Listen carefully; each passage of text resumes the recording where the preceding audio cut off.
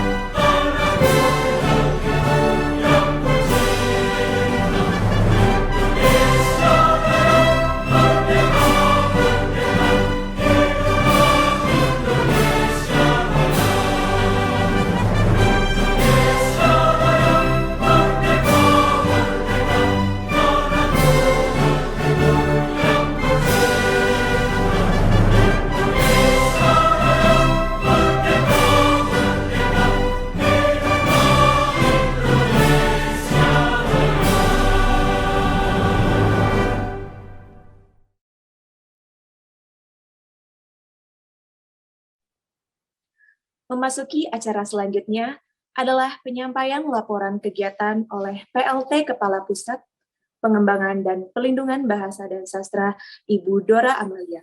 Ibu Dora Amalia, dipersilakan. Bismillahirrahmanirrahim. Assalamualaikum warahmatullahi wabarakatuh.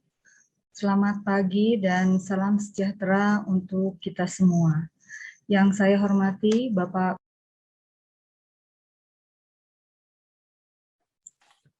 Bismillahirrahmanirrahim. Assalamualaikum warahmatullahi wabarakatuh. Selamat pagi dan salam sejahtera untuk kita semua. Yang saya hormati Bapak Kepala Badan Pengembangan dan Pembinaan Bahasa, Bapak E. Aminuddin Aziz. Yang saya hormati Asisten Deputi Literasi, Inovasi, dan Kreativitas Kemenko PMK, Bapak Jazirai Hartoyo. Yang saya hormati para pembicara utama, para pembahas, pemalah, dan peserta seminar hasil pelindungan bahasa dan sastra. Puji syukur kita panjatkan kehadirat Allah Subhanahu wa Ta'ala. Pada hari ini kita dapat bersama walaupun secara virtual dalam acara seminar hasil pelindungan bahasa dan sastra yang dilakukan oleh Pusat Pengembangan dan Pelindungan Bahasa dan Sastra, Badan Pengembangan dan Pembinaan Bahasa. Bapak Kepala Badan dan Bapak Ibu semua, perlu saya laporkan bahwa acara seminar hasil pelindungan bahasa dan sastra Hari ini akan berlangsung selama 3 hari, mulai hari ini sampai dengan tanggal 11 Desember nanti, dan akan menghadirkan para pembicara kunci, pembicara utama, pembahas, dan para pemakalah. Pembicara kunci yang akan hadir dan sudah hadir pada hari ini adalah Bapak Kepala Badan sendiri, kemudian Bapak Jazirai Hartoyo dari Kemenko PMK, kemudian pembicara utama ada 8 orang, dari Kepulauan Riau hadir Pak Gubernur Provinsi Kepulauan Riau, Bapak Ansar Ahmad, lalu Wakil Gubernur Provinsi Maluku, Bapak Barnabas Nathaniel Orno, kemudian Bupati Kabupaten Banyuwangi, Ibu Ipu Festiandani, kemudian Sekda Kabupaten Wonosobo, Bapak One Andang Wardoyo, kemudian dari UIN Syarif Hidayatullah, Pak Oman Faturrahman, kemudian dari Universitas Muhammadiyah Purwokerto, Bapak Sugeng Priyandi, dari kalangan sastrawan ada juga Bapak Jamal T. Suryanata, dan dari kalangan budayawan dan Ketua ATL Kepri, Bapak Abdul Qadir Ibrahim. Adapun pembahas yang akan dihadirkan dalam seminar hasil ini adalah Bapak Yunus Sulistiono dari Universitas Muhammadiyah Surakarta, Bapak I. Gede Budasi dari Universitas Pendidikan Ganesha, Ibu Imelda dari BRIN, Bapak Bahren Umar Siregar dari Unika Atmajaya, Bapak Hari Ferdiansah dari Badan Informasi Geospasial, Ibu Tung Jumlang dari BRIN, Bapak Abdul Ghaffar Ruskan dari Universitas Trisakti, lalu ada Pak Ali Humaydi dari BRIN, dan Pak Dalan Paranginangin dari Universitas Sanata Dharma. Bapak Ibu hadirin yang saya hormati, perlu saya laporkan juga bahwa sepanjang tahun 2021 ini, Pusat Pengembangan dan Pelindungan Bahasa dan Sastra telah melaksanakan kegiatan pelindungan bahasa dan sastra. Kegiatan tersebut tersebar dalam berbagai macam program. Yang pertama, kajian tematik atau penelitian, ini terbagi menjadi 2, kajian tematik pelindungan bahasa dan kajian tematik pelindungan sastra dengan berbagai macam topik. Untuk pelindungan bahasa misalnya ada topik tentang vitalitas bahasa, tentang toponimi, akomodasi bahasa, sikap bahasa, pemertahanan bahasa, dan kajian tentang kekerabatan bahasa. Adapun kajian tematik pelindungan sastra itu ada kajian yang mengangkat topik mengenai sastra lisan, manuskrip, cerita rakyat, dan pemertahanan sastra. Sedangkan untuk vitalitas sastra juga ada 7 kajian. Program berikutnya dalam pelindungan bahasa dan sastra adalah pemetaan bahasa dan sastra. Untuk pemetaan ini ada 2 kegiatan yang dilaksanakan, yaitu verifikasi pemetaan bahasa yang dilaksanakan di 5 wilayah, Aceh, Kepulauan Riau, Maluku, NTT, dan Sulawesi Utara. Kemudian kegiatan berikutnya adalah pemetaan sastra di wilayah Sumatera untuk memetakan khazanah dan persebaran sastra lisan, manuskrip, dan sastra cetak yang berbahasa daerah. Kegiatan pelindungan bahasa dan sastra berikutnya adalah konservasi bahasa. Ini dilakukan melalui penyusunan sistem bahasa yang meliputi fonologi, morfologi, sintaksis, dan ortografi. Ada 5 objek konservasi, yaitu untuk bahasa Nias, bahasa Mentawai, bahasa Barangas di Kalimantan Selatan, bahasa Toli-Toli di Sulawesi Tengah, dan bahasa Sawai di Maluku. Kegiatan pelindungan bahasa dan sastra berikutnya adalah konservasi sastra lisan di Banten, Sumedang, dan Lampung. Kemudian ada juga konservasi manuskrip dilakukan di Lingga, Kepulauan Riau, dan di Wonosobo. Sedangkan kegiatan berikutnya adalah revitalisasi bahasa dan sastra. Ini dilakukan terhadap objek bahasa dan sastra yang direkomendasikan oleh UPT dan UPT Balai dan Kantor dan bekerja sama dengan pemerintah daerah. Di sini setiap kegiatan melibatkan setidaknya 50 sampai 60 penutur muda. Ada 16 objek kajian yang tersebar di Sumatera Utara, Maluku Utara, Kalimantan Selatan, Sulawesi Tenggara, Sulawesi Tengah, Sulawesi Selatan, NTT, Maluku, Papua, Jawa Barat, Jawa Timur, Jawa Tengah, Lebak, Banten, dan Sulawesi Tenggara. Bapak Ibu yang saya hormati, beberapa program yang dilaksanakan sepanjang tahun 2021 ini akan dibahas hasil program perlindungan tersebut dalam seminar hasil pada hari ini sampai dengan tanggal 11 nanti. Dan kami sangat berharap ada kontribusi aktif dari Bapak Ibu peserta selama kegiatan ini berlangsung. Demikian yang dapat saya sampaikan. Pada gilirannya nanti kami mohon perkenan Bapak Kepala Badan untuk membuka acara secara resmi dan memberikan pandangan dan arahan terhadap program pelindungan bahasa dan sastra.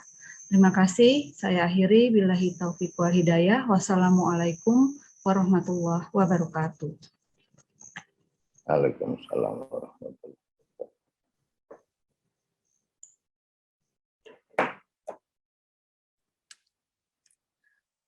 Bapak dan Ibu peserta, acara selanjutnya adalah sambutan sekaligus pembukaan kegiatan Seminar Hasil Pelindungan Bahasa dan Sastra oleh Kepala Badan Pengembangan dan Pembinaan Bahasa Bapak E. Aminuddin Aziz. Bapak E. Aminuddin Aziz, dipersilakan.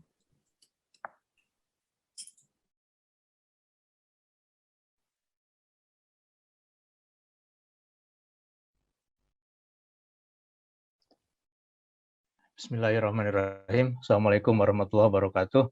Selamat pagi dan salam sejahtera bagi kita semua. Yang saya hormati PLT Kepala Pusat Pengembangan dan Pelindungan Bahasa dan Sastra, Ibu Dora Amalia. Yang saya hormati para narasumber, para pembicara utama yang sudah hadir di ruang ini.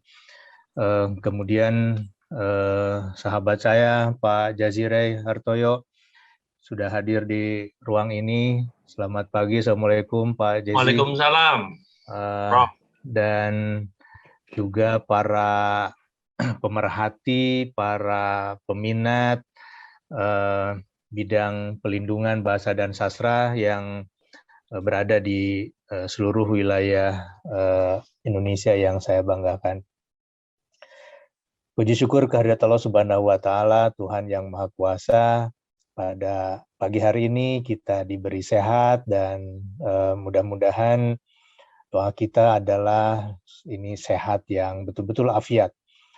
Lalu kita juga sepertinya pantas untuk menyampaikan rasa duka ya Bapak Ibu sekalian atas bencana yang menimpa saudara-saudara kita yang ada terutama di Lumajang, Jawa Timur akibat letusan Gunung Semeru, dan juga ada beberapa tempat yang lain yang terkena banjir atau musibah lainnya.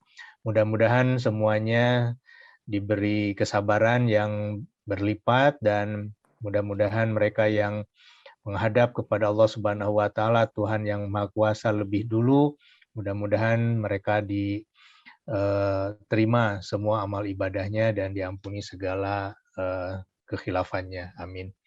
Bapak dan Ibu sekalian, kalau saya menyimak apa yang disampaikan tadi oleh Ibu Dora sebagai PLT Kapus Banglin tentang program-program penelitian, program pengkajian atau pengembangan dari hasil-hasil kajian itu dilakukan pada ini, maka sesungguhnya itu adalah merupakan bagian dari program prioritas yang ada di bahasa saat fokuskan untuk menggarap 3 hal utama. Yang pertama terkait dengan literasi, yang kedua terkait dengan perlindungan bahasa dan sastra, dan yang ketiga terkait dengan BIPA. Jadi kalau kita tentang pelindungan bahasa dan sastra, maka sesungguhnya itu sepertiga program yang ada di Badan Bahasa. Nah, memang upaya pelindungan bahasa dan sastra daerah ini selalu saja menjadi program yang seksi ya, yang eksotis begitu. Mengapa? Karena setiap orang bisa bicara tentang ini gitu ya ketika terjadi persoalan dengan bahasa-bahasa yang ada di lingkungan kita kemudian dinyatakan punah. Nah, kalau kita tidak mengalami kepunahan itu, maka tidak akan pernah menjadi berita apapun ya tentang bahasa dan sastra daerah ini. Sama halnya seperti ketika kita bernafas ya, seperti kita menghirup udara. Kita akan merasa betapa pentingnya udara itu manakala kita sudah terserang sesak misalnya ya, sesak nafas. Kemudian tidak ada lagi udara segar. Apalagi nih mungkin ada di antara Bapak Ibu yang kini sudah menjadi alumni penderita COVID-19 yang merasakan betapa menghirup udara segar itu adalah sebuah kenikmatan. Nah, kepemilikan terhadap itu semua baru dirasakan betapa besarnya ketika kita berada dalam kesulitan. Nah, bahasa dan sastra daerah pun atau bahasa ibu dalam konteks ini misalnya akan seperti itu. Kita baru akan merasa tercengang ketika ada bahasa dan sastra daerah kita hilang dari permukaan dari lingkungan kita. Oleh karena itu, upaya-upaya yang dilakukan oleh teman-teman di Badan Bahasa terkait dengan pelindungan bahasa dan sastra ini sudah selalu disebutkan memiliki tujuan untuk memperlambat begitu ya, memperlambat laju dari kepunahan sebuah bahasa gitu. Nah, ada upaya untuk melakukan pemetaan, ada upaya untuk melakukan kajian vitalitas, ada kegiatan untuk revitalisasi, konservasi, kemudian kita lakukan registrasi. Ini semua sesungguhnya mengarah ke sana. Oleh karena itu, saya menyampaikan apresiasi gitu ya kepada teman-teman yang ada di Badan Bahasa khususnya dan juga para pemerhati bahasa dan sastra daerah yang telah bersama-sama ikut andil di dalam upaya pelindungan bahasa dan sastra ini. Nah, kali ini yang dilakukan adalah seminar hasil kajian terkait dengan pelindungan bahasa dan sastra ini. Mengapa ini perlu dilakukan? Tadi Bu Dora menyampaikan bahwa salah satu tujuan dari seminar ini adalah untuk secara bersama-sama kita memikirkan bagaimana peningkatan kualitas dari hasil kajian itu. Karena apa yang dilakukan oleh teman-teman di Badan Bahasa itu bukan merupakan sesuatu yang final, ya.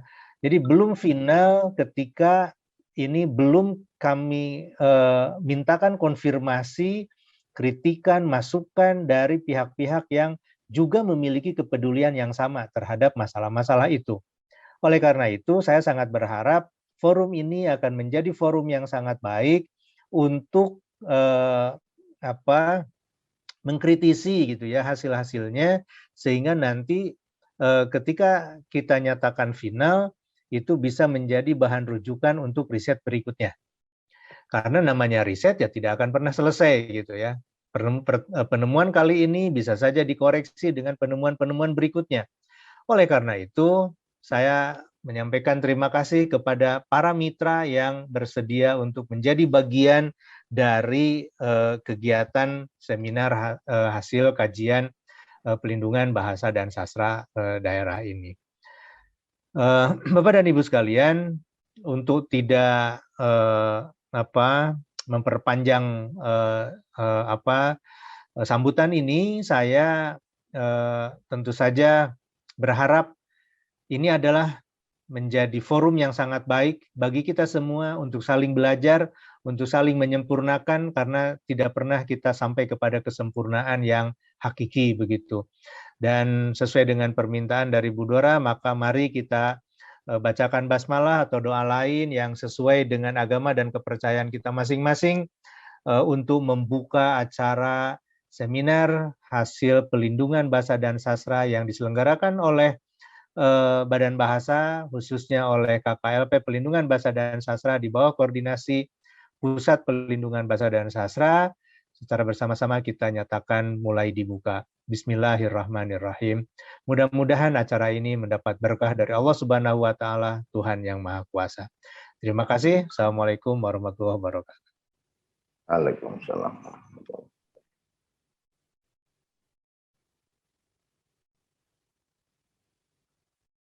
Bapak dan Ibu peserta, marilah kita sama-sama menghaturkan doa demi kelancaran kegiatan pada hari ini.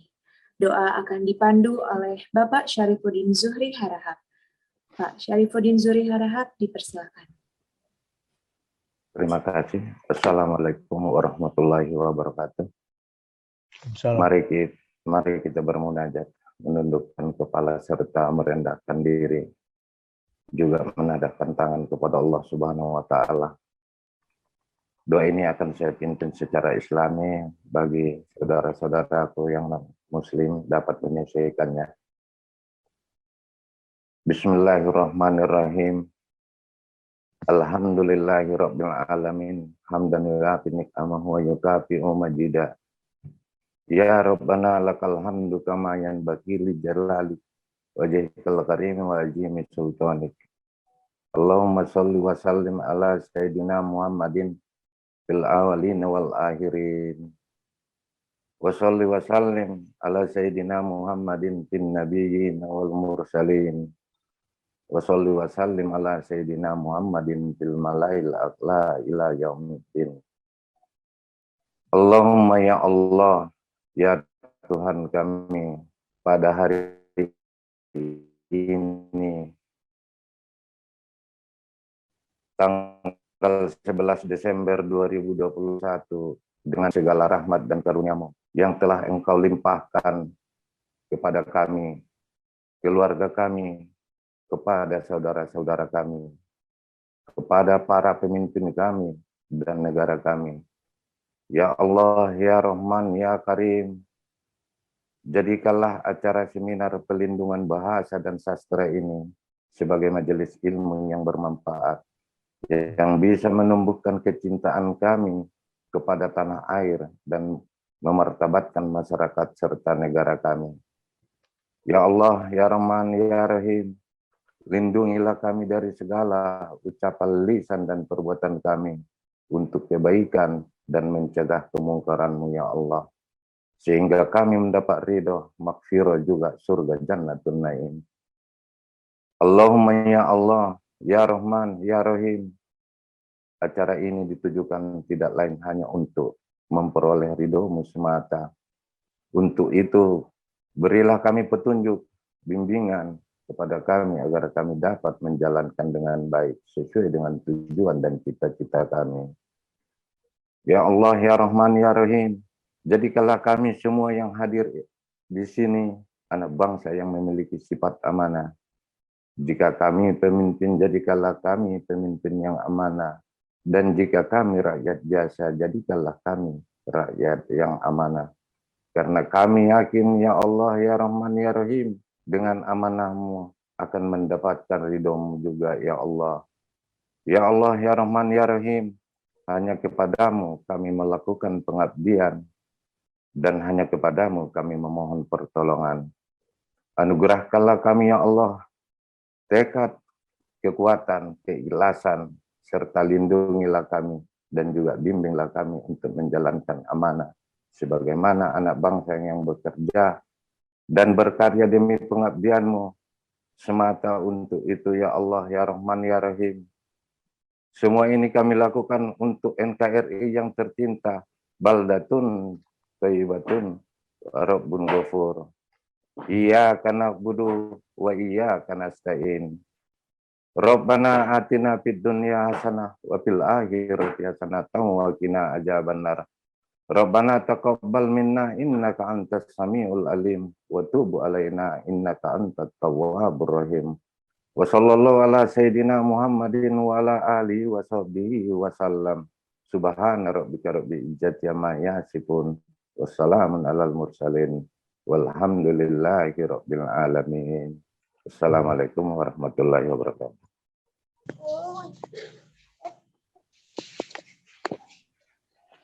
Bapak dan Ibu peserta seminar hasil pelindungan bahasa yang berbahagia, sampai ke penghujung acara pembukaan hari ini. Saya selaku pengelola acara, maaf apabila terdapat yang kurang benar. Pergi ke jalan pakai baju putih. Lupa kita, terima kasih. Sampai di lain kesempatan. Wassalamualaikum warahmatullahi wabarakatuh.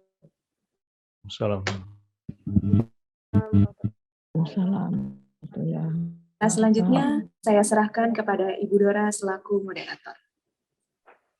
Terima kasih Bapak Ibu yang saya hormati. Sekarang kita masuk ke sesi pertama dalam rangkaian seminar hasil pelindungan bahasa dan sastra kali ini, dan akan dihadirkan dua orang pembicara kunci. Yang pertama Pak Aminuddin Aziz, Kepala Badan Pengembangan dan Pembinaan Bahasa, dan yang kedua Bapak Jazirai Hatoyo, Asisten Deputi Literasi, Inovasi, dan Kreativitas dari Kemenko PMK. Topik yang akan dibahas dalam sesi ini adalah sinergi lintas kementerian dan lembaga dalam pengembangan, pelindungan, dan pembinaan bahasa, sastra, dan aksara daerah. Kesempatan pertama saya berikan kepada Pak Aminuddin Aziz, mungkin 15 menit Pak, kemudian setelahnya Pak Jesse juga 15 menit, dan apabila nanti ada pertanyaan kita akan ke sesi tanya jawab selama sekitar 15-20 menit. Baik, kesempatan pertama saya berikan kepada Pak Amin. Silakan Pak Amin. Baik, terima kasih Bu Dora. Assalamualaikum warahmatullahi wabarakatuh. Selamat pagi Bapak Ibu sekalian. Ini saya izin untuk langsung berbagi layar saja. Silakan Pak. Ya, mudah-mudahan ini sudah kelihatan. Yang saya akan sampaikan ini adalah kebijakan baru pelindungan bahasa dan sastra. Nah, kenapa saya sebut sebagai kebijakan baru? Karena memang ini adalah pola yang kami kembangkan di Badan Bahasa dalam 2 tahun terakhir ini, gitu ya. Nah, yang uji cobanya kita lakukan pada tahun ini mulai. Oleh karena itu saya sebut sebagai kebijakan baru. Kemudian ini adalah hal-hal yang akan saya sampaikan ya. Nah, tadi yang pertama ini adalah apa yang tadi saya sampaikan pada sambutan saya. Ada 3 program prioritas Badan Bahasa untuk tahun 2021 dan seterusnya ini, yaitu literasi, pelindungan bahasa dan sastra daerah, kemudian ada BIPA. Saya tidak akan mengulangi ini. Kemudian terkait dengan mandat pelindungan bahasa dan sastra, ini sudah kita pahami bersama dan saya tidak akan membahasnya karena ini saya yakin sudah dimengerti ya gitu sebagai landasan legal formalnya. Kemudian nah yang ini ya, pembagian kewenangan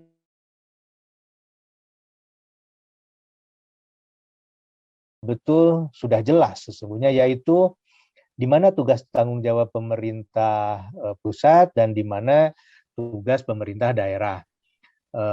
Kalau terkait dengan bahasa-bahasa daerah yang ada di sebuah wilayah administrasi kabupaten kota dan bahasa dan sastra daerah itu ditemukan di sana, maka ya sudah itu menjadi tanggung jawab pemerintah kabupaten kota. Tetapi ketika bahasa dan sastra daerah itu ditemukan dalam batas-batas melebihi batas-batas wilayah administrasi kabupaten kota, maka itu menjadi tanggung jawab dari provinsi. Kira-kira intinya seperti itu. Nah, berdasar itu semua ya, maka kemudian kami membuat model yang lintas unit itu. Ikut biar tahu kau. Nah, Untuk wawancara, untuk bahan wawancara besok. Ya, saya lanjutkan ya. Nah, kalau kita lihat tantangannya ya terkait dengan pelindungan bahasa dan sastra daerah ini, yang di dalamnya tadi juga terkait dengan aksara, sesungguhnya itu ada 4 hal ini yang saya tengarai sangat-sangat berperan.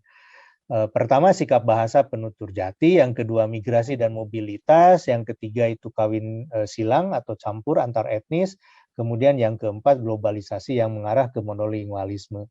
Nah, ini semua Bapak Ibu sekalian menjadi pemicu atau menjadi tantangan tersendiri apakah bahasa dan sastra daerah itu akan bisa bertahan atau tidak gitu ya. Nah, sikap bahasa ya karena banyak anak muda yang sudah tidak lagi melihat bahasa-bahasanya itu sebagai bahasa yang keren, bahasa yang bergengsi begitu untuk dipakai, maka mereka beralih ke dalam bahasa lain. Mobilitas itu juga terkait dengan kepindahan ke suatu daerah yang kemudian tidak lagi memaksa yang bersangkutan untuk berbicara dalam bahasa daerahnya, kemudian kawin silang ya antar etnis yang tidak dalam satu bahasa yang sama, maka ini kalau terjadi konflik di dalam keluarga itu akan mengakibatkan diambilnya keputusan lebih baik menggunakan bahasa yang lain, bahasa yang ketiga katakanlah yang tidak dari bahasa ibunya atau dari bahasa bapaknya, tapi bahasa ketiga katakanlah bahasa nasional ya, bahasa seperti kasus Indonesia.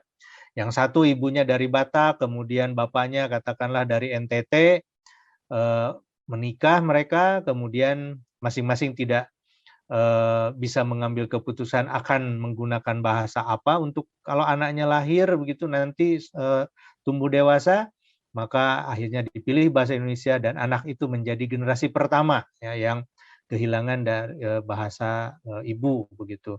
Dia tidak terekspos ke dalam bahasa daerah dari ibunya ataupun dari bapaknya. Kemudian globalisasi ini juga menjadi salah satu faktor ya yang mengarah kepada monolingualisme.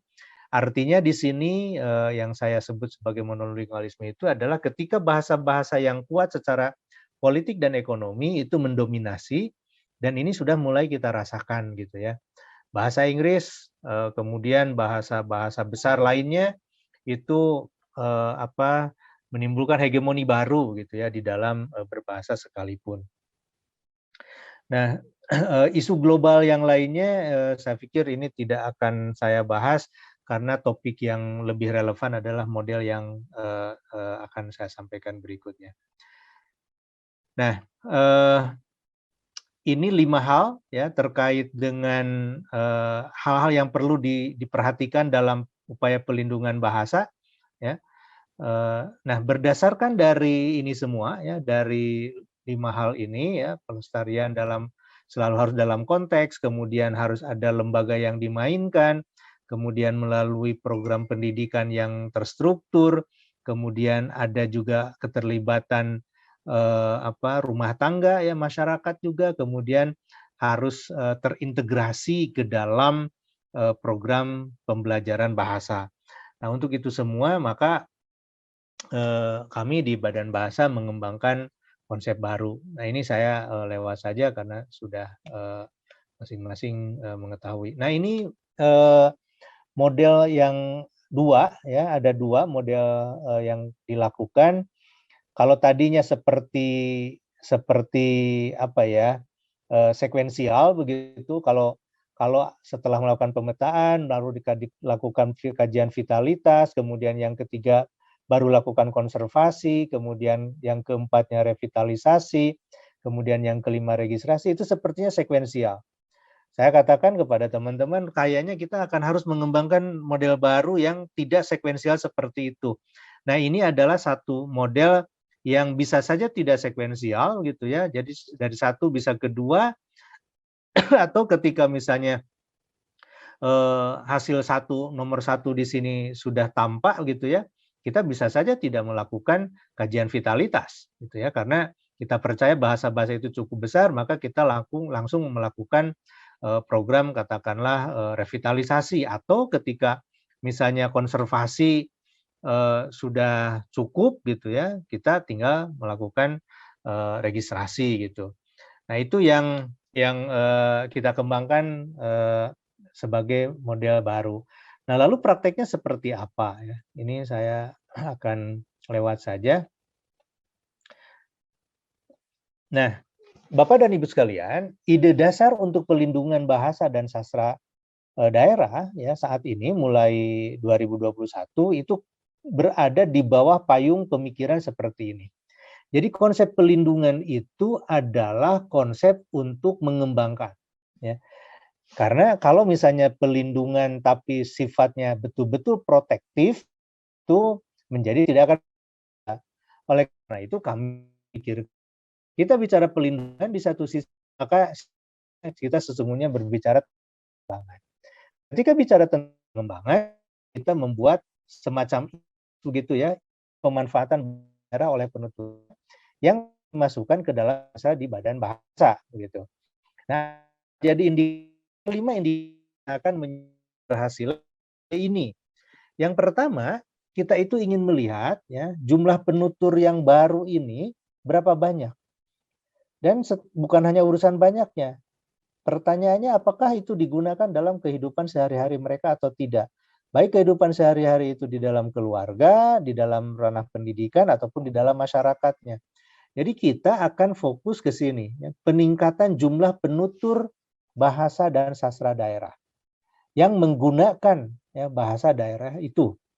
Kemudian yang kedua itu terkait dengan bahasa daerahnya. Berapa banyak jumlah bahasa daerah yang menjadi mata pelajaran atau muatan lokal di sekolah masing-masing.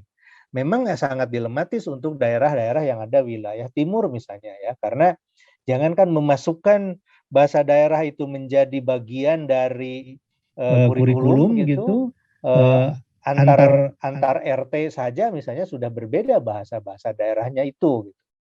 Nah, tentu ini akan sangat berlaku kontekstual ya, situasional untuk daerah-daerah yang memang ada program pembelajaran bahasa daerahnya. Namun urusan sekolah ini tentu bisa disetarakan juga dengan lembaga-lembaga lain yang menggunakan bahasa daerah. Misalnya kalau di wilayah timur berapa besar gitu ya, berapa banyak bahasa daerah yang digunakan di tempat-tempat peribadatan, katakanlah di gereja gitu ya, atau mungkin di tempat-tempat yang lain gitu. Kemudian guru ya, guru atau pegiat atau fasilitator ya kalau di wilayah timur. Nah, berapa banyak jumlah guru bahasa daerah di wilayah masing-masing? Baik guru itu formal maupun tidak formal, ya guru-guru informal di masyarakat, berapa banyak sih yang bisa dijadikan mitra dalam penyebaran bahasa dan sastra daerah ini. Kemudian berapa jumlah publikasi? Publikasi itu baik itu cetak maupun digital, baik itu berupa terbitan atau publikasi non sastra ataupun sastra ya. Non sastra misalnya koran, majalah, buletin gitu. Berapa banyak? Adakah di sana publikasi itu? Kemudian media ya, berapa banyak media yang menggunakan bahasa daerah? Misalnya di televisi, di radio, ya, di YouTube atau di kanal-kanal media sosial lainnya gitu. Nah, berapa banyak nih yang menggunakan ini? Nah, ini adalah 5 variabel yang kita jadikan sebagai indikatornya. Lalu bagaimana kita melakukannya? Tadi disampaikan bagaimana ini antar lembaga ya. Nah, kita ya, kami di Badan Bahasa itu pertama kalau bicara tentang pelibatan itu melibatkan semua elemen yang menjadi pemangku kepentingan, baik itu di pemerintah pusat, pemerintah daerah maupun komunitas ya, para penutur gitu. Nah, jadi program pelindungan bahasa dan sastra daerah ini yang kami lakukan melibatkan semua unsur ini, ya. Kalau di kami misalnya di Badan Bahasa, ya tentu ini organ pusatnya adalah Badan Bahasa. Kalau di tempat lain misalnya melalui Menko PMK, ya, ada nanti Pak Jezi akan bisa membahasnya lebih lanjut. Kemudian di pemerintah daerah itu ada provinsi, ada kabupaten kota melalui dinas-dinas pendidikan atau dinas kebudayaan atau apapun gitu. Kemudian penutur. Kemudian pelaksanaannya ini terintegrasi di sekolah, di keluarga, dan di masyarakat. Kami menggunakan media utama itu media digital, ya, karena sasarannya adalah sasaran para penutur muda gitu. Dan karena kita juga mengetahui kondisi di lapangan di daerah masing-masing begitu, maka kami lakukan ini secara fleksibel, ya, disesuaikan dengan kondisi daerah. Maka akan ada model-model yang berbeda. Nah, Bapak dan Ibu sekalian, caranya seperti apa yang kami lakukan? Karena ini berbasis sekolah, ya, maka kami melibatkan, ya, semua guru bahasa daerah yang ada dalam MGMP, kemudian ada MKSE, MKKS, musyawarah kepala sekolah gitu, ya.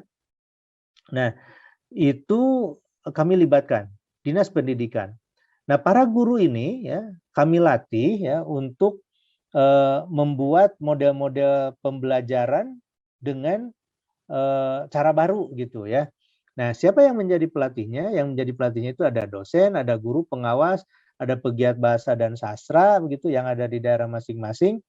Lalu materinya ini tidak mengganti keseluruhan kurikulum, tetapi ini menjadi alternatif untuk pembelajaran bahasa dan sastra daerah itu. Nah, apa yang diberikan? Sekurang-kurangnya ada 7, ya, ada 7 materi. Materi itu apa? Ada lomba pidato, bukan lomba, materi pidato yang kemudian nanti ujungnya dilombakan. Ada pidato, cara berpidato dalam bahasa daerah. Kemudian cara mendongeng dalam bahasa daerah. Ada stand up komedi, ya. Kalau di Sunda itu namanya borangan, ngabodor sorangan gitu, ya. Stand up komedi. Kemudian ada menulis puisi, ya, membaca puisi. Kemudian ada menulis cerpen. Ada menyenandungkan pupuh atau kawih, ya, kawih-kawih daerah. Nah, ini juga ada bagaimana menulis dan membaca aksara daerah. Nah, ini adalah cara kami dengan cara baru untuk melindungi, ya, semua aspek kebahasaan dan kesastraan yang ada dalam bahasa dan sastra daerah itu gitu. Nah, ini kami kerjakan, ya, bersama-sama tadi, ini semua unsurnya ada ini semua. Kemudian untuk yang menulis puisi, menulis cerpen begitu, ya, ini juga sebagai bagian dari gerakan menulis karya dalam bahasa daerah. Nah, bahasa-bahasa daerah yang terlibat saat ini memang belum banyak karena uji coba baru tahun ini di Jawa Barat, Jawa Tengah, dan Sulawesi Selatan. Hasil dari puisi, cerpen, ya, dan nanti akan kami tingkatkan dengan menulis yang lebih banyak lagi gitu ragamnya, itu kemudian nanti akan diterjemahkan ke dalam bahasa Indonesia. Nah, ini, ya, hasil karya ini kan pasti banyak sekali karena peserta dari masing-masing kabupaten kota gitu. Nah, ini akan dijadikan kumpulan gitu, ya, karya-karya anak, kemudian ada yang mengkurasi dan itu nanti akan kita terbitkan secara digital gitu. Nah, ini adalah yang akan menjadi sumber belajar bagi yang lain tentu saja, ya, setelah diterjemahkan, bukan hanya cerita dari sebuah tempat katakanlah eksklusif di Sulawesi Selatan, tapi juga nanti bisa dibaca untuk di wilayah yang lain. Nah, kami kemudian mengembangkan 3 model revitalisasi. Ya, jadi tadi itu dikemas karena pengembangan, ya, bicara pengembangan itu bicara revitalisasi, menghidupkan kembali, mengembangkan kembali. Nah, untuk model A, kami punya 3 model ini, model A, B, dan C. Untuk yang model A ini, kita melihat misalnya tingkat vitalitasnya, ya. bicara vitalitasnya mungkin relatif aman, ya, aman mungkin sampai rentan lah begitu. Kemudian situasi kebahasanya ada bahasa ya dominan, ada satu bahasa yang dominan seperti misalnya di Jawa Barat, Jawa Tengah gitu, kemudian di tempat yang lain misalnya Bali gitu ya, Jawa Timur, kemudian Yogyakarta. Nah, itu bahasanya, bahasa dominannya itu ada satu. Kemudian ketika bicara tentang pewarisan, ya itu diwariskan bahasa dan sastra itu secara alamiah dan terstruktur.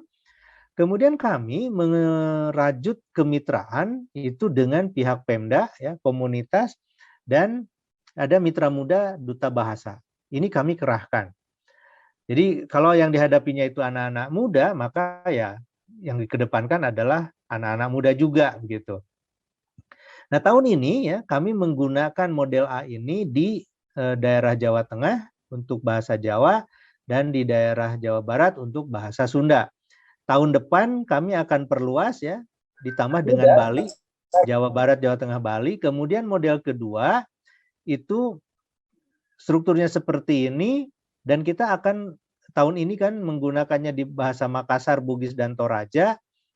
Lalu tahun depan akan ditambah dengan Sulawesi Selatan, Sumatera Utara maaf, dan Nusa Tenggara Barat. Kemudian yang model C ini tidak ada bahasa yang dominan, misalnya di wilayah timur begitu. Dan ini yang akan dipilih adalah wilayah di NTT, Kalimantan Timur, Kalimantan Tengah, Maluku, Maluku Utara, dan Papua. Di beberapa bahasa seperti Sunda gitu ya, Bali, bahasa kasar, bahasa Bugis, kan sudah ada saranya. Nah, ini bahan pembelajaran kepada anak-anak sekolah gitu.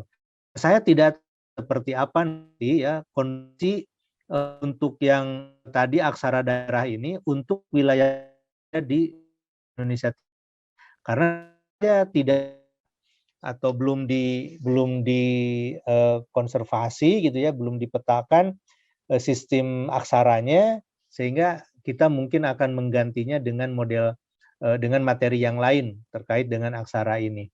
Nah, inilah yang saya sebut sebagai model baru di dalam pendekatan pelindungan bahasa dan sastra yang dikembangkan di Badan Bahasa. Dan ini akan kita teruskan pada tahun-tahun yang akan datang. Demikian Bu Dora, Bapak Ibu sekalian, yang bisa saya sampaikan. Mudah-mudahan ada manfaatnya dan memberikan gambaran tentang apa yang kita sudah lakukan tahun ini dan apa yang kita lakukan tahun yang akan datang. Terima kasih. Assalamualaikum warahmatullahi wabarakatuh. Waalaikumsalam warahmatullahi wabarakatuh. Terima kasih Pak Aminuddin Aziz yang sudah memaparkan tentang kebijakan dan program perlindungan, kebijakan baru ya, tentang perlindungan bahasa dan sastra. Ada isu, dimulai dari isu, tantangan, kemudian model-model yang dikembangkan beserta variabelnya, lalu ada strategi implementasinya juga. Baik, Bapak Ibu, mungkin kita simpan dulu. Jika ada komentar dan pertanyaan, kita langsung saja beralih ke pembicara kunci kedua, Bapak Jesse. Mohon maaf Pak, menunggu. Waktu untuk Bapak juga 15 menit. Silakan Pak Jesse. Baik, terima kasih Ibu Dora. Bismillahirrahmanirrahim. Assalamualaikum warahmatullahi wabarakatuh. Selamat pagi, salam sejahtera bagi kita semua. Shalom. Om Swastiastu, Namo Buddhaya, salam kebajikan, rahayu, dan juga salam literasi. Yang terhormat Pak Kepala Badan Pengembangan dan Pembinaan Bahasa, Prof. Amin. Selamat pagi Pak, apa kabar? Semoga sehat selalu ya Pak ya. Alhamdulillah. Alhamdulillah. Bu Dora, terima kasih atas kesempatannya. Kemudian juga yang terhormat para narasumber utama, yang lainnya ada Gubernur Kepri gitu. Kemudian ada Pak Wagub Provinsi Maluku dan juga Bupati Kabupaten Banyuwangi, Kabupaten tetangga nih, tetangga saya Kabupaten Jember, dan juga Pak Sekda Kabupaten Wonosobo.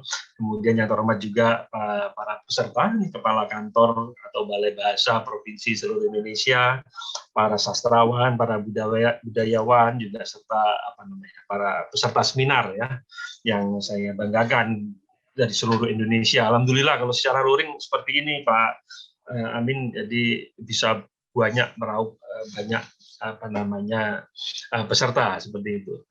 Alhamdulillah, terima kasih sekali lagi kami sampaikan atas pelaksanaan seminar hasil pelindungan bahasa dan sastra dalam rangka diseminasi pelindungan bahasa dan sastra. Dan ini sangat baik dan rupanya alhamdulillah Prof. Amin sekali lagi sejalan dengan apa yang Kemenko PMK laksanakan, koordinasikan, sinkronisasikan, dan kendalikan, bahwa sebelum ini kami tanggal 16 November yang lalu juga sudah melaksanakan koordinasi, rapat koordinasi untuk pembahasan pengembangan dan pembinaan dan pelindungan bahasa dan aksara daerah, di mana ini rupanya langsung ditindaklanjuti gitu, dan ada seminar ini. Baik, mohon izin share screen. Waduh, saya pakai bahasa Inggris jadi share screen tadi. Kalau Pak Amin pakai bahasa Indonesia gitu.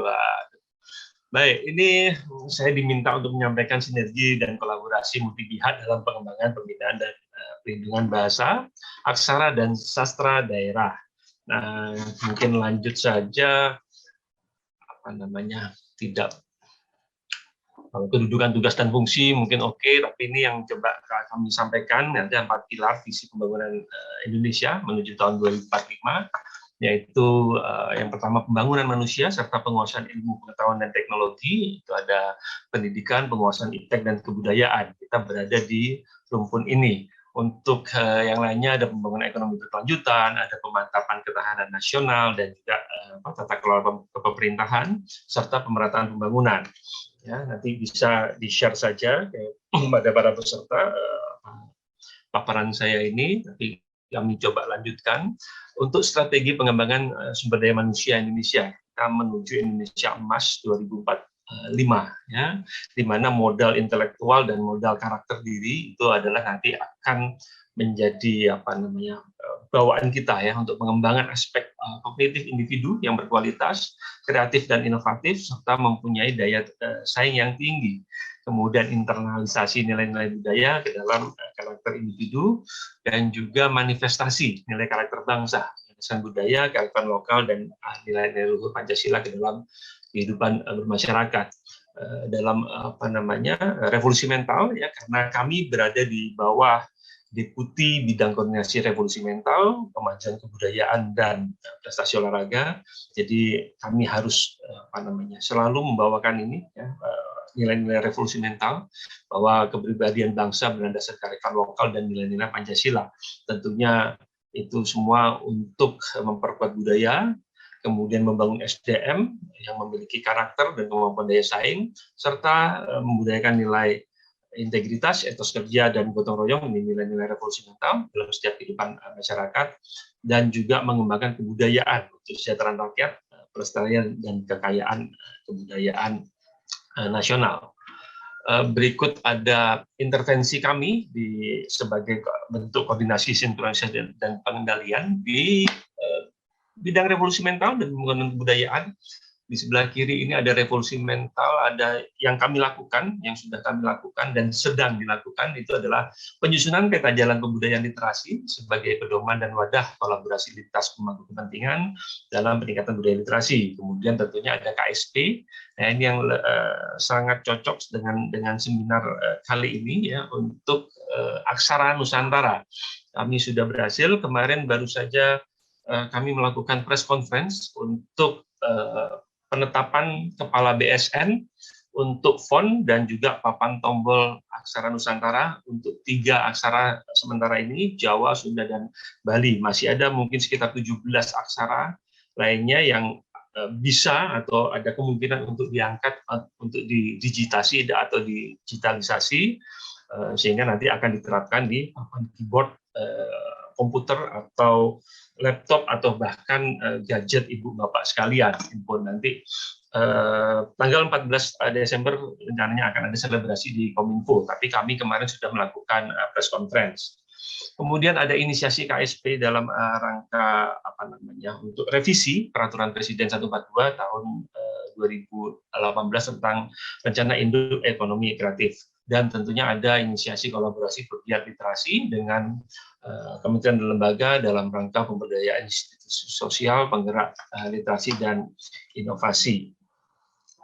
Kita lanjut saja. Ini kalau IPM 2021 sudah keluar gitu ya, bahwa ada kenaikan dari tahun 2021 71,94, maaf 2020 71,94 menjadi 72,29. Kemudian ini ada pedoman, kita lewatkan saja. Ini ada siklus pembangunan manusia dan kebudayaan yang memang berada di bawah koordinasi Kemenko PMK. Kemudian ini ada kerangka pikir. Nah, kita coba masuk pada arah kebijakan dan strategi untuk program nasional revolusi mental dan pembangunan kebudayaan. Ada 4 program prioritas, ya, ada revolusi mental dan pembinaan ideologi Pancasila, kemudian ada meningkatkan pemajuan dan pelestarian kebudayaan, kemudian ada memperkuat moderasi beragama, dan di sini kita berada meningkatkan budaya literasi, inovasi, dan kreativitas, di mana ada 4 kegiatan prioritas. Yang pertama, peningkatan budaya literasi. Yang kedua, di sini kita berada pengembangan, pembinaan, dan perlindungan bahasa Indonesia, bahasa dan aksara daerah serta sastra. Kemudian ada pengembangan budaya iptek, inovasi, kreativitas, dan daya cipta, serta penguatan institusi sosial penggerak literasi dan inovasi. Ya, kita nanti akan ada di KP2, yaitu peningkatan fungsi bahasa Indonesia, menjadi bahasa internasional, kemudian ada pengembangan pendidikan sastra di satuan pendidikan dan komunitas, serta revitalisasi bahasa dan aksara daerah, serta keragaman budaya bangsa.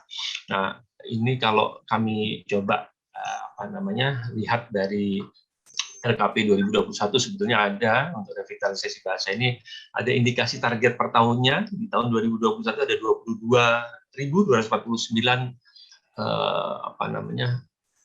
jumlah penutur muda yang terlibat. Nah, ini kami nanti tadi sudah sempat disampaikan, tapi strategi-strateginya oleh Prof. Amin, nanti kita lihat capaiannya seperti apa. Ya. Kemudian ini permasalahan. Nah, jadi terdapat kalau hasil validasi vitalitas terhadap 98 bahasa daerah yang dilaksanakan oleh Badan Pengembangan dan Pembinaan Bahasa tahun 2019 menunjukkan bahwa sekitar 52% atau setara berapa ya, 50 daerah yang tersebut sebagai provinsi statusnya mengalami kepunahan. Ya, makanya kami menyerang perlu adanya upaya dengan bahasa agar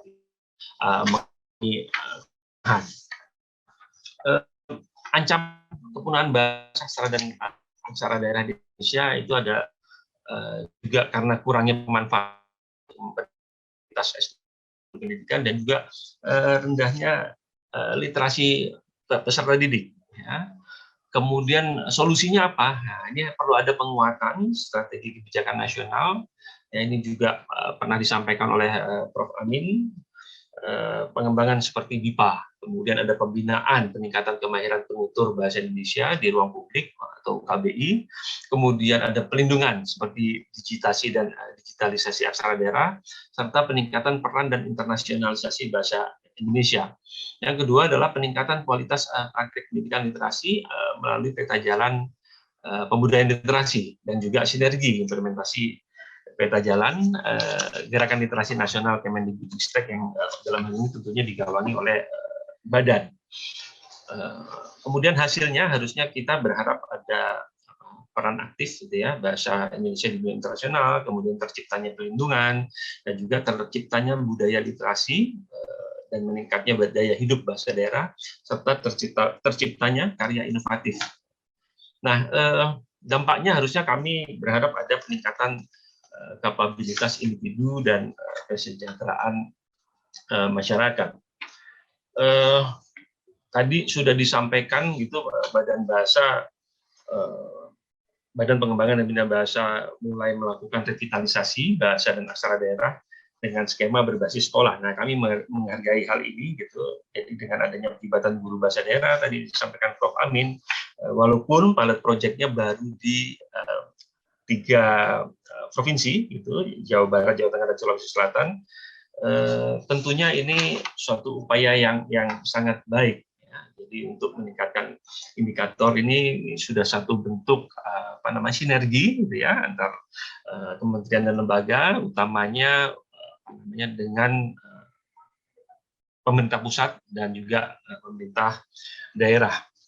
Dalam Renstra Kemendikbudristek juga diusulkan adanya indeks pemanfaatan bahasa daerah, ya, meliputi 5 indikator. Jadi kalau tadi 5 variabel yang disampaikan oleh Prof. Amin, jadi sebetulnya ada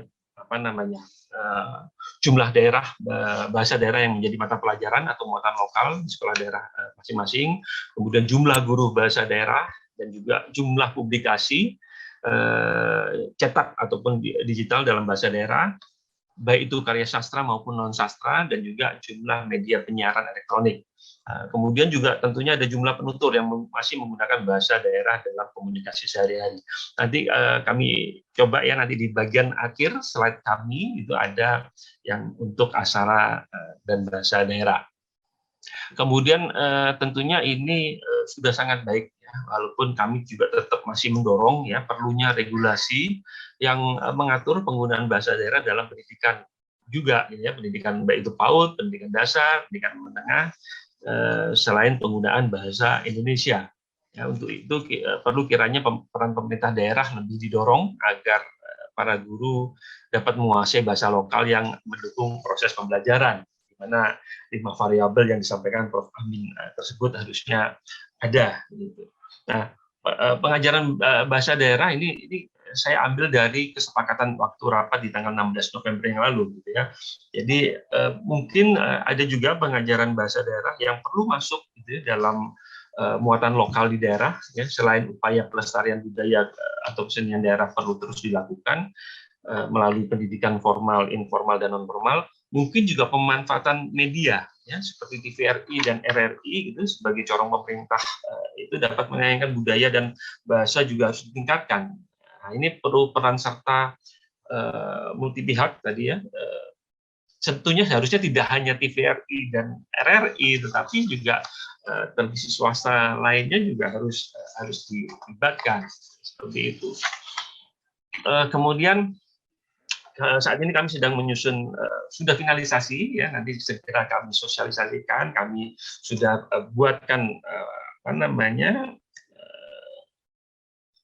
ajukan nota dinas ke Pak Menko. Kami harapkan peta jalan pembudayaan literasi ini bisa ditingkatkan tidak hanya per Menko, karena koordinasinya tidak hanya di bawah Kemenko PMK, 61 kementerian dan lembaga yang terkait dengan peta jalan literasi, sehingga perlu ditingkatkan mungkin menjadi peraturan presiden. Jadi untuk literasi konsepnya adalah seperti ini, bahwa literasi tidak hanya sekedar berbahasa atau membaca dan menulis, tapi juga berbahasa dan berpikir, sehingga literasi itu bisa dipandang sebagai kemampuan.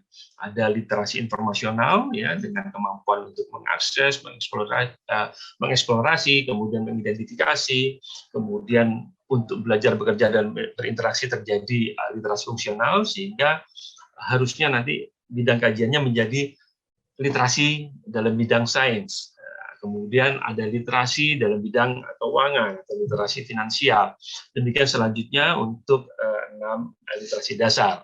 Nah, kalau diterjemahkan dalam program kebudayaan literasi, ini ada kemampuan berbahasa dan berpikir, kemudian ada penggunaannya, bahananya dalam bahasa Indonesia dan daerah, ini ada pembinaan dan pengembangan kemampuan literasi, kemudian juga ada pengembangan konten literasinya seperti apa untuk bidang kajian dan profesi, dan juga tentunya pengembangan infrastruktur dan akses literasi, di mana di dalamnya ada media, baik itu konvensional maupun digital.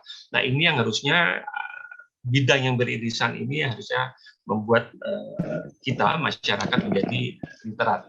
Nah, ini strategi nasional pengembangan kebudayaan mungkin sudah tidak perlu kami sampaikan, tadi juga sudah disampaikan oleh Prof. Amin. Kemudian ini pengembangan dan pembinaan perlindungan bahasa Indonesia, jika dikaitkan dengan peta jalan pembudayaan literasi, itu sudah masuk di dalamnya. Ya, untuk literasi keluarga, ya, ada kebijakan bahasa dan sasar di lingkungan keluarga, yang sebetulnya ini merupakan fondasi awal dalam membentuk karakter anak usia dini. Mengingatkan kembali nih kepada teman-teman, rekan-rekan semua peserta webinar ini, ada pseudo reading, ya, membacakan buku dongeng dan cerita rakyat. Tadi juga sudah disinggung, ada beberapa kegiatan dalam meningkatkan literasi. kemudian ada pemberian buku paket mengenal bahasa untuk bayi, kemudian penguatan kemampuan pseudo reading untuk bayi, dan juga peningkatan kemampuan mendongeng bagi orang tua. Kemudian untuk di satuan pendidikan atau perguruan tinggi, untuk mendukung pembelajaran dengan mengembangkan pengetahuan dan kemampuan literasi peserta didik, itu dilakukan pengenalan bahasa, aksara, dan sastra daerah di lingkungan sekolah dan perguruan tinggi. Kemudian mungkin ada juga nanti ada pemilihan duta bahasa di lingkungan sekolah, atau peringatan bulan bahasa dan sastra di lingkungan satuan pendidikan dasar, menengah, maupun tinggi, dan juga ada kompetisi bahasa asing dan penulisan sastra oleh peserta didik. Kemudian untuk di lingkungan masyarakat, ya, ada pengembangan kapabilitas kecakapan hidup individu dan pengetahuan masyarakat, itu utamanya kalau dalam kaitannya dengan webinar kita kali ini ada peningkatan kemahiran penutur bahasa Indonesia di ruang publik, kemudian ada penguatan PP 57 tahun 2014 di daerah, kemudian pemberdayaan generasi muda, mengapresiasi dan terbina untuk bahasa dan sastra, kemudian juga mungkin ada pemilihan duta bahasa nasional dan duta bahasa provinsi, serta pemberdayaan komunitas literasi bahasa dan sastra serta aksara daerah. Bidang pengembangannya adalah ini ada penelitian gitu ya, kemudian peningkatan jumlah mutu, kemudian pengayaan kosakata, pembakuan kodifikasi kaidah bahasa dan sastra, serta bahan ajar, kemudian alat uji kemahiran berbahasa dan bahasa Indonesia, ada pengaliwahanaan juga, penerjemahan, dan tentunya ada publikasi. Kemudian di bidang pembinaannya ada pendidikan pelatihan, kemudian ada mendorong berkembangnya komunitas sastra, gitu, kemudian pemasyarakatan bahasa Indonesia, kemudian juga sandar kemahiran bahasa Indonesia, penciptaan suasana yang kondusif, pengajaran bahasa daerah, dan ini ya yang kami merah-merah ini penggunaan bahasa daerah di ranah keluarga, adat istiadat dan seni budaya daerah. Tadi seperti disinggung oleh Pak Prof. Amin, kalau kawin antar etnis, Batak dengan NTT bingung menggunakan bahasa apa. Kalau saya sendiri keturunan Jawa menikah dengan orang Sunda gitu kan. Mau menggunakan bahasa apa gitu ya, ini tinggal bahasa ibu, seperti semboyan yang pernah disampaikan Pak Prof. Amin, yaitu kan kita gunakan bahasa Indonesia, berarti nanti anak saya harus pakai bahasa Indonesia. Nah mungkin silakan sang ibu mungkin mengajarkan bahasa daerahnya, bahasa Sunda, bahasa ibunya, saya juga mungkin nanti akan mengajarkan bahasa Jawa, namun itu tadi, gunakan bahasa Indonesia, lestarikan bahasa daerah, kuasai bahasa asing. Kan begitu ya, Prof. Amin ya? Seperti itu. Nah, kemudian di bidang perlindungan, ini ada pengasaraan, pendataan dan pendaftaran, dan transkripsi literasi, terjemahan, dan pengaliwahanaan. Ya, kemudian internasionalisasi mungkin tidak kami singgung karena nanti di tempatnya mungkin lebih pas gitu ya. Kemudian ini ada draft rencana strategis ya, jumlah publikasi sudah disinggung, kemudian jumlah fase pengembangan bahasa dan sastra, kemudian ada bahasa juga, ini mungkin kita lewat saja. Nah, ini yang kami coba singgung tadi, bahwa sebetulnya untuk oh ya, saya lupa menyampaikan bahwa sebetulnya Kemendes PDDT juga memiliki program fasilitasi desa peduli pendidikan. Ya. Nah, ini juga dapat disinergikan dengan program literasi dan program pengembangan pembinaan dan pendidikan bahasa Indonesia, bahasa dan aksara daerah serta sastra. Ya, bahwa disadari gitu bahwa perhatian pemerintah daerah juga terhadap pengembangan pembinaan ini masih rendah terhadap perlindungan bahasa dan aksara daerah serta sastra, sehingga hal ini akan harus kami dorong lagi. Nanti kami juga kolaborasikan, sinergikan dengan teman-teman di Kemendagri. Nah, salah satu pelibatan dari sebenarnya bukan ini antara swasta tapi nggak swasta resmi, karena ada pengelola nama domain internet Indonesia yaitu PANDI, itu merupakan organisasi nirlaba berbentuk perkumpulan yang dibentuk tanggal 29 Desember tahun 2006 oleh pemerintah bersama Komunitas Internet Indonesia. Jadi penetapannya PANDI sebagai registri nama domain tingkat tinggi Indonesia ini dengan SK dari Kominfo ya, tahun 2006, nomor 806 tahun 2014. Nah, pengaksaraan implementasi dari upaya ini adalah dilakukan oleh Pandi, ya, merupakan program Pandi strategis sebagai bagian dari pelestarian aksara dan implementasi aksara Nusantara di era digital serta upaya memperkuat dan melindungi bahasa daerah dari kepunahan. Mereka punya program namanya Merajut Indonesia melalui digitalisasi aksara Nusantara atau MIMDAN. Ya. Nah, sementara ini hanya 7 aksara, Jawa, Bali, Sunda, Batak, Bugis, Makassar, dan Rejan yang telah terdigitalisasi dan terdaftar di dalam Unicode. Unicode itu adalah suatu standar teknis pengkodean internasional mengenai teks dan simbol dari sistem tulisan di dunia, ya, dengan status limited use script atau penggunaan yang terbatas. Ya, tidak ada satupun bahasa dan aksara daerah milik Indonesia saat ini yang terdaftar dalam dokumen technical reference manual for the standardization of geographical names atau UNGEN, ya, itu United Nations Group of Expert of Geographical Names. Nah, saat ini yang diakui adalah bahasa Indonesia dan aksara basic Roman atau Latin, ya, BR plus Indonesian Extended. Jadi kita masih belum punya, ya, satu pun bahasa daerah yang terdaftar sebagai bahasa administratif di Indonesia sesuai dokumen standar ISO 3166. Nah, kemudian juga belum adanya konfirmasi dari pemerintah bahwa bahasa termasuk di dalamnya aksara daerah diakui secara resmi oleh negara dan digunakan dalam pelayanan administrasi publik. Ya, ini yang menyebabkan upaya digitalisasi aksara daerah harus dilakukan. Ya. Jadi ada pengakuan internasional. Di Malaysia mereka bisa mendaftarkan aksara Arabik Jawi. Jadi aksara Arabik Jawi yang di Malaysia itu sebenarnya memang asalnya dari Indonesia. Kenapa mereka bisa mendaftarkan? Karena mereka punya di Malaysia itu punya suatu komunitas yang memang pendatang dari Jawa gitu, sehingga mereka punya aksara kemudian digunakan dalam keseharian, sehingga mereka bisa mendaftarkan. Nah, hal ini yang tentunya memicu gitu ya, memicu Pandi, dan kami mendukung penuh upaya itu. Ya, mohon maaf, Pak Desi, mohon maaf, mungkin dalam 1 atau 2 menit lagi, Pak. Ya, ini kan sudah slide terakhir, mudah-mudahan. Baik. Baik, ya, ini 3 aksara daerah yang tadi sudah kami sampaikan. Kami kemarin lakukan press conference. Jadi 3 aksara daerah ini yaitu Jawa, Sunda, dan Bali ke Badan Standarisasi Nasional papan ketik, font, dan transliterasi aksara dengan kategori mendesak. Ya. Nah, perumusan ini sudah dilakukan, kami juga turut serta di dalamnya di tanggal 18 dan 22 Oktober, kemudian dilakukan juga rapat konsensus pada 2 November 2021 yang lalu, kami juga hadir gitu sebagai bentuk koordinasi dan sinkronisasi serta pengendalian.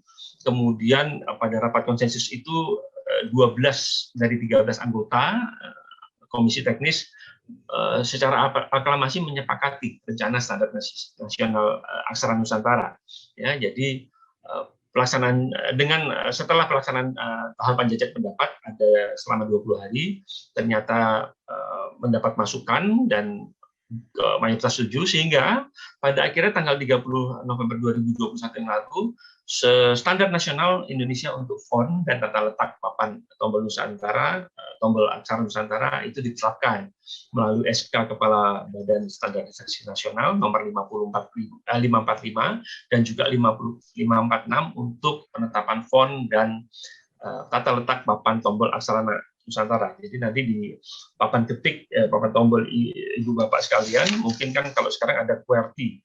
Jadi mungkin nanti di Q itu di bawahnya Q ada aksara Sunda untuk Q aksara Bali atau aksara Jawa di papan ketik Q itu apa. Nah, seperti itu. Nah, ini nantinya harusnya selambat-lambatnya pada bulan Mei 2022 sudah ditetapkan. Nah, saat ini kami akan mendorong Pak Menko akan mengirimkan surat kepada Kominfo dan juga Kemenperin untuk mendorong upaya digitalisasi aksara Nusantara ini masuk ke dunia industri. Jadi nanti mau tidak mau seluruh perangkat elektronik baik papan tombol maupun HP gitu ya harus sudah ada 3 aksara Nusantara ini.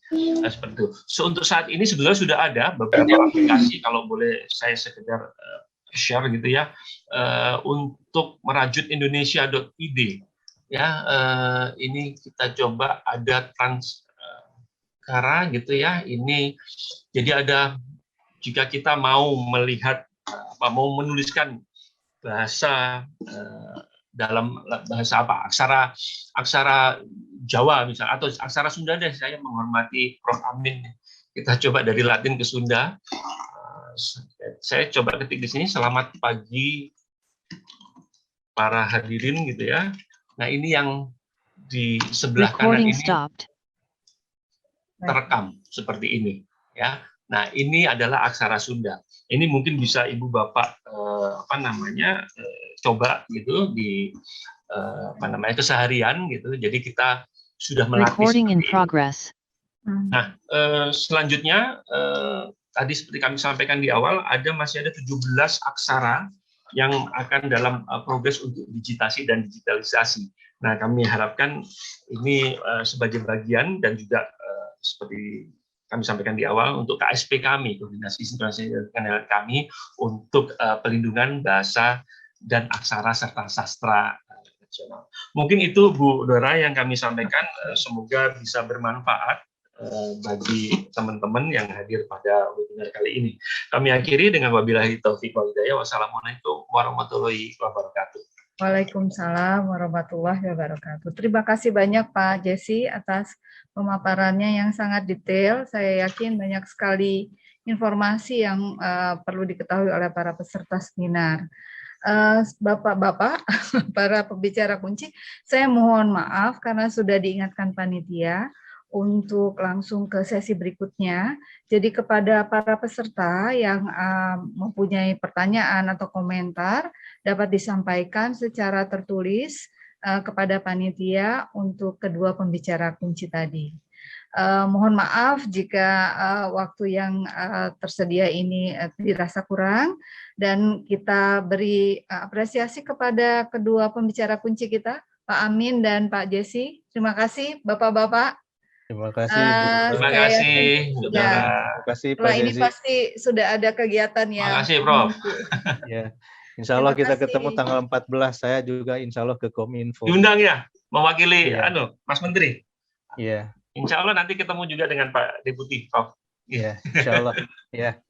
Baik. Terima kasih Pak Amin, kasih. Pak Jesse. Ya, Kami persilakan jika sudah harus meninggalkan ruangan. Terima kasih. Assalamualaikum. Waalaikumsalam.